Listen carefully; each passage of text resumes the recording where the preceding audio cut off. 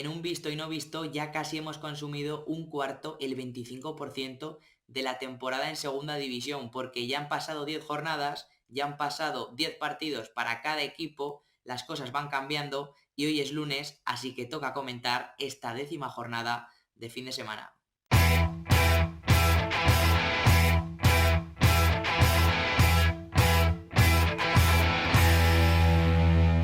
Muy buenas y bienvenidos a un nuevo vídeo en el canal. Hoy, como decía, pues es que ya nos acercamos a una parte importante de la temporada porque ha pasado ya un tiempo, han pasado ya más de 2 meses de liga, más o menos estamos en ello, unos 2 meses, y ya las cosas van poniéndose más o menos en su lugar. Los equipos que mejor han empezado, ya cada vez es menos anécdota la clasificación, ya los mejores ya están arriba o están cerca de estarlo. Los que han empezado peor, pues están cerca de abajo o lo están ya directamente. Y creo que esto, pues como digo, ya empieza a dejar de ser anecdótico, empieza ya a ponerse las cosas más o menos en el lugar que cada equipo merece, aunque evidentemente queda mucho y esto cambiará continuamente, tanto ahora como más adelante, los meses posteriores, porque evidentemente ya sabemos cómo es esta categoría que cambia pues siempre, cambia siempre, y esto pues va a ser lo habitual un año más. Pero para hablar de estas 5 claves, para analizar estas 5 claves de la jornada 10ª en segunda división, en la liga Hypermotion, tenemos que empezar por una que viene siendo clave las últimas semanas y que en ocasiones ha entrado, en ocasiones no tanto, pero es que creo que hay que hablar del Ceuta, porque creo que el equipo de José Juan Romero lo está mereciendo. Lleva en los últimos 7 partidos, lleva muchas porterías a cero. Ya son 5 consecutivas sin encajar, 5 porterías a cero consecutivas, que es una auténtica barbaridad, y más para un equipo que es recién ascendido, que llevamos 10 partidos y que encima inició con 3 derrotas el curso, es decir, empezó colista y sin sumar ningún punto hasta que ganó ese primer partido, y a partir de ahí media inglesa total, empate fuera, victoria en casa, empate fuera, y esto le ha hecho pues que sume 15 de 21 puntos, que son unos números pues de más que playoff, son números prácticamente de ascenso directo. Lo que pasa que comenzó mal y por eso pues ahora mismo está en una media tabla que es realmente buena, realmente positiva, como digo, para un equipo que viene de primera ref, que su objetivo es lograr esos 50 y que además pues es que está en puntos de promoción de ascenso, está en números de sexto clasificado. Es una auténtica locura las últimas semanas del equipo Ceutí, que como digo le han aupado al siguiente nivel y que evidentemente pues todo lo que pueda alargar esta dinámica pues va a ser distancia, puntos que le recorte a ese objetivo, a esos 50 puntos, como digo, para quedarse un año más en segunda. Y la verdad es que sí, obviamente Guille Vallejo, la portería está siendo importante y está sumando, pero es que creo que también aquí hay que hablar del equipo a nivel colectivo, porque creo que defensivamente está siendo un equipo bastante fiable, bastante fuerte, que no necesita la pelota, que se hace fuerte en un bloque bastante juntito por momentos, bajo por momentos también, pero que cuando tiene que ir arriba, estirarse un poco más, también lo sabe hacer. Y la verdad es que es un equipo, como digo, que está siendo muy completo sin balón y que está complicando mucho a sus rivales porque cierra muy bien los caminos para el gol, se cierra muy bien por dentro, y eso está haciendo pues que prácticamente nadie esté consiguiendo sacar puntos contra el Ceuta, y ya directamente en el Alfonso Murube es que no saca a nadie desde esa victoria del Sporting, que ha sido la única derrota del equipo de José Juan Romero en casa esta temporada y que desde luego pues ha cambiado bastante la película para ellos. La segunda clave no puede ser otra que la de la histórica goleada de la Cultural y Deportiva Leonesa al Zaragoza por 0-5 en casa para los aragoneses en el Ibercaja Estadio, y además es que se le endosó el equipo del Cuco Ciganda a otro, el de Emilio Larraz, que debutaba como entrenador del Real Zaragoza. Es verdad que no se había comunicado oficialmente si era un interino o era un entrenador ya hasta final de temporada, pero Emilio Larraz cogió las riendas después de ese cese de Gaby Fernández tras la derrota en Almería para el Zaragoza por 4-2, y subió el técnico del filial, un técnico aragonés ya veterano con mucha experiencia en el fútbol semiprofesional, en segunda B, en tercera división, también evidentemente en segunda ref estos últimos años con el, como digo, con el Deportivo Aragón, el filial del Real Zaragoza, y pues bueno, subió para este partido y acabó siendo goleado su equipo por 0-5 en un partido que la verdad es que fue un marrón al final para el técnico, porque el partido estaba siendo bastante igualado hasta el minuto 40, no estaba pasando prácticamente nada, era la definición de partido de 0-0, porque no había ocasiones, no había prácticamente llegadas, un dominio que no era para nadie, nadie estaba controlando del todo a su rival, ni mucho menos, y en ese minuto 40 pues cambió cuando el VAR llamó al árbitro para revisar un posible penalti y una posible expulsión de Juan Sebastián, que al final fue todo ello, fue penalti que marcó Manu Justo y también fue expulsión para Juan Sebastián, y evidentemente ahí el Zaragoza con 10 pues se cayó y prácticamente es que no hubo partido. Es verdad que tuvo esa acción Bagdad que pudo empatar el partido, pero después, justo después, antes del descanso, en esos 5 minutos, desde el 40 hasta el 45, pues ese segundo gol de falta directa, en este caso con Chacón, pues lo decidió prácticamente todo, porque además, después, yendo a vestuarios, Pola Cucú se autoexpulsó con ese puñetazo al monitor del VAR, pues que lo decantó todo para el equipo leonés, porque con un 0-2 y dos futbolistas más tras el 45, pues yo creo que no había demasiada historia, pero por si acaso la Cultu lo aprovechó y se llevó 3 goles más, marcándolos al Zaragoza, un rival que ahora mismo es directo por evitar la permanencia y que desde luego pues que le pueden ayudar mucho, tanto en el golaveras particular con el equipo zaragozano, como también, por supuesto, en el golaveras general, en los goles a favor y en contra que tiene cada equipo, porque claro, marcar 5 y además de esta manera y además, como digo, ante un equipo que puede estar más o menos en su mismo objetivo, por lo que apunta todo tras este inicio, pues es una gran noticia para el equipo de Ziganda, que ha empezado bien, lleva ya en estos 4 primeros partidos 7 puntos de 12 posibles, ha ganado 2 partidos, ha empatado uno, ha perdido otro, y creo que está dando ya sensaciones mejores de las que había comenzado el equipo por ello. Además, pues con esto, pues la permanencia ya se acerca más para la Cultu, que con esto, pues además saca una distancia más importante al Zaragoza y que lo necesitaba después de esa derrota ante el Córdoba. La verdad es que, como digo, las situaciones, el Zaragoza, pues bueno, ahora cuando estoy grabando este vídeo no es oficial la llegada de un nuevo entrenador. Sí que parece que va a ser Rubén Selles por las informaciones que están saliendo en el periódico de Aragón, pero todavía no es oficial cuando estoy grabando este vídeo. Igual cuando lo estéis viendo sí que lo es. Y veremos quién es el nuevo técnico, porque desde luego que eso puede cambiar mucho la historia, para bien o para mal, para el Zaragoza, que ahora mismo, como digo, es colista y que necesita reaccionar ya, porque si no, cuando lo haga, va a empezar a ser demasiado tarde.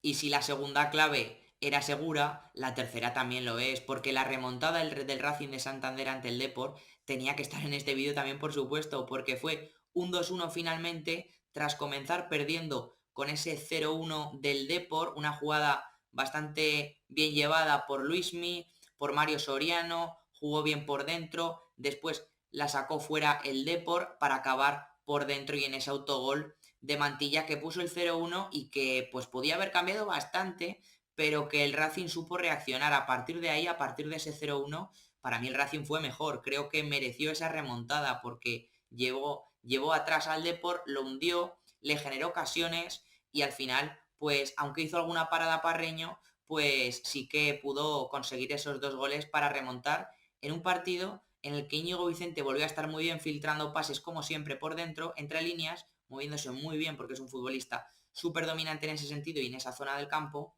pero también Jeremy, porque ya no es el 2-1 con el que consigue la remontada del Racing, sino que también el 1-1 llega tras un cabezazo suyo que obliga a una parada tremenda de Parreño a Bocajarro, que lo deja en el suelo y que aprovecha a Facu González para hacer el empate justo antes del descanso. Pero es que, como digo, después también, además antes ganando ese duelo por arriba, después por abajo haciendo el 2-1. La verdad es que está siendo una de las grandes apariciones, una de las grandes revelaciones de la temporada, pero es que todavía esto es que se empieza a quedar ya corto, porque está en números de Pichichi, son 6 goles, igual que los de su compañero Andrés Martín, y que hablamos de un futbolista, de un delantero que no pintaba quedarse en el Racing, que todo tenía pinta, todo pintaba que iba a salir cedido. O sea, llegó a hablar del Ceuta, por ejemplo, y al final, pues entre esa lesión de Arana, pues el Racing apostó por su continuidad, él se quedó, convenció, y la verdad es que, bueno, yo creo que el resto es historia, porque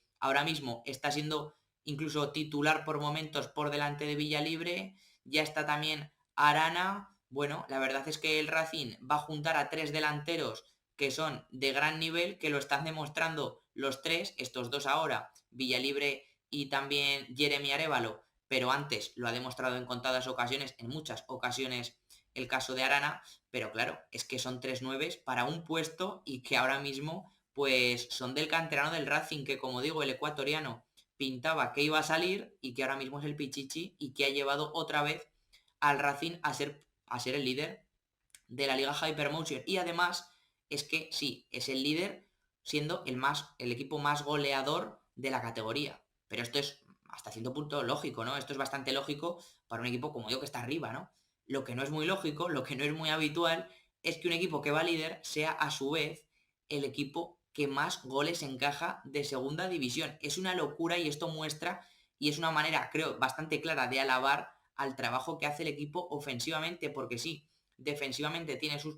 problemas, sus carencias, sus errores, pero también por lo que arriesga a nivel ofensivo y al final esto le está dando sus frutos, porque de una manera o de otra, ni una manera es mejor que otra, una forma de jugar, una idea, ninguna es mejor que otra, sino que lo que te hace mejor o peor es cómo la llevas a cabo y desde luego que el Racing pues está llevándole a cabo de maravilla porque ahí están los resultados y por eso es el líder. Y como digo, yo nunca había visto en la historia que un líder fuera el equipo que más goles encaja en una categoría. Es una auténtica barbaridad y es que son muchos los que encaja, pero todavía más los que marca. Por supuesto, también tenemos que hablar de la caída del Pucela, porque volvió a perder, y en este caso en casa, ante el Real Sporting de Gijón, que además lo hizo con ese segundo partido y segunda victoria de Borja Jiménez al frente del banquillo asturiano, que ha llegado y ha cambiado bastante la dinámica, porque llegó tras 5 derrotas seguidas y ahora, como digo, con este 6 de 6, este pleno de puntos, además ante dos rivales de altura, el Racing, que es uno de los máximos favoritos, acabamos de hablar de él y es el líder, y el otro es el Real Valladolid, que viene de primera división y que por supuesto es otro de los grandes candidatos al regreso a la élite. Pues ha ganado los dos y además con contundencia, porque esos 3 goles con una exhibición de Dubasín, que es uno de los futbolistas de la liga y que por si acaso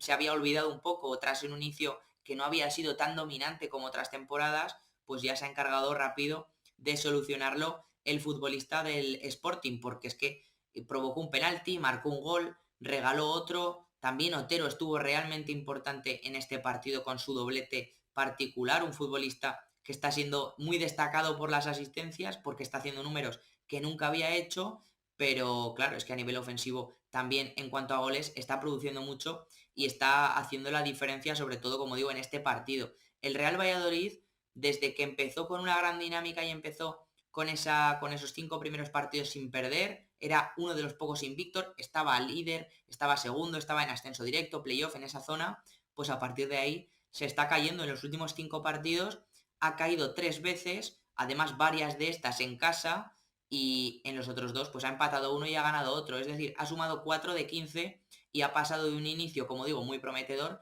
a una pequeña caída que todavía podríamos decir que es pequeña porque queda mucho y porque son 5 partidos, una mala dinámica que todos están teniendo o van a tener, esto está claro, pero desde luego que tienen que cambiar cosas porque el Real Valladolid ha dado un paso atrás. Ha dado un paso atrás en los puntos, como digo, pero también en lo futbolístico y el Real Sporting todo lo contrario. Así que desde luego que esto pues está cambiando bastantes cosas y en la clasificación pues es una prueba de ello, como también lo es la última clave que tenía que estar también aquí, que es la resistencia del Albacete ante el Castellón, porque en Castalia se juntaron dos equipos que siempre son muy protagonistas, muy realmente llamativos por su forma de jugar, porque van arriba, porque asumen riesgos, porque no les importa, como digo, dejar espacios, porque son dos equipos muy verticales, muy agresivos, tanto en la presión como en su forma de jugar con la pelota, es decir, por su verticalidad, tanto por dentro como por fuera, por momentos,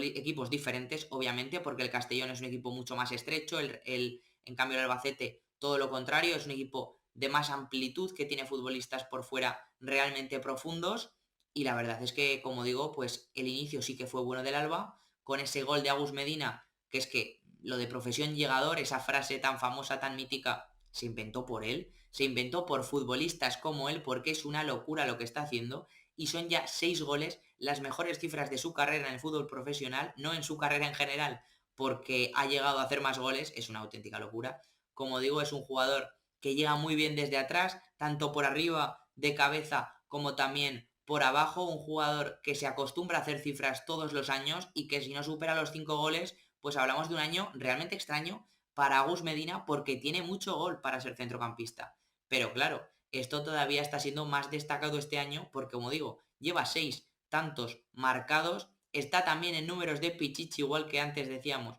con Jeremy Arévalo y Andrés Martín, es decir, están los tres empatados a 6 puntos, es una barbaridad y más para un equipo que estaba teniendo problemas al momento, no de gol, porque es un equipo que siempre produce mucho, pero sí para sumar puntos y que tras empezar realmente mal ha cambiado bastante en las últimas semanas porque son bastantes ya 7 semanas consecutivas sumando, después de empezar con un inicio bastante malo, con una derrota, perdón, con 2 derrotas y un empate, ese que fue por 4-4 con el Almería, es decir, ha cambiado bastante y además es que esta resistencia para mí particularmente lo es porque está mejorando defensivamente, en este caso, para mí, sin duda, con el hombre del partido que fue Raúl Lizoaín, que para mí es un portero que siempre tiene sus momentos, que deja dudas, que es inseguro porque tiene errores groseros que lo condenan, pero es que cuando tiene el día lo tiene de verdad y es que esto se ve no ahora, sino casi siempre, porque es un portero que cuando empieza a parar es difícil, realmente difícil marcarle.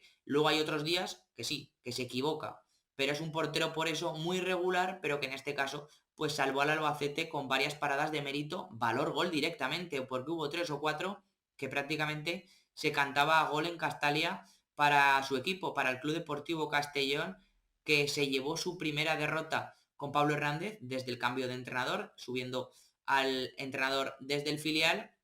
y que además, como digo, con 10 futbolistas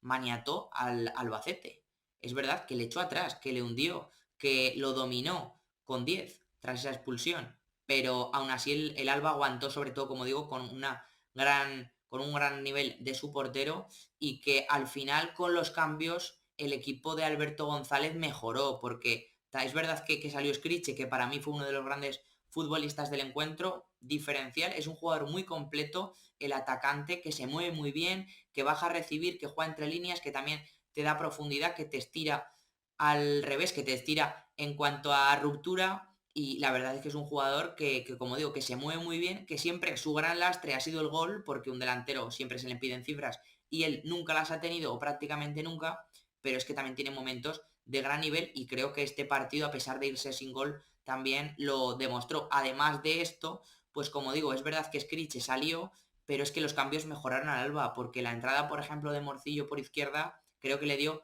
una profundidad que no estaba teniendo. Estaba siendo un equipo que, como digo, el Castellón lo estaba hundiendo, y lo estaba hundiendo porque el Albacete no estaba encontrando esa salida, esa forma de amenazar al espacio, de transitar, de contragolpear, de aprovechar los espacios que estaba dejando su rival. Pero con la entrada de estos cambios, con sobre todo, como digo, John Morcillo, por izquierda, pues fue un equipo mucho más profundo, también por derecha con las incorporaciones de Fran Gámez, la verdad es que cambió bastante la película al final y pasó de ser un equipo que estaba sometido el Alba a, al final, pues bueno, generar más ocasiones, llegar más y amenazar más a un Castellón que dio un paso adelante en la segunda parte y lo dio con 10 futbolistas. Así que estas han sido mis 5 claves de la jornada 10 en segunda división. Espero que os hayan gustado. Dejadme, como siempre, las vuestras en los comentarios, que siempre se agradece. También, porque me gusta saber vuestra opinión, también os agradezco siempre que dejéis un buen like porque además así podéis hypear el vídeo y cuantos más lo hagáis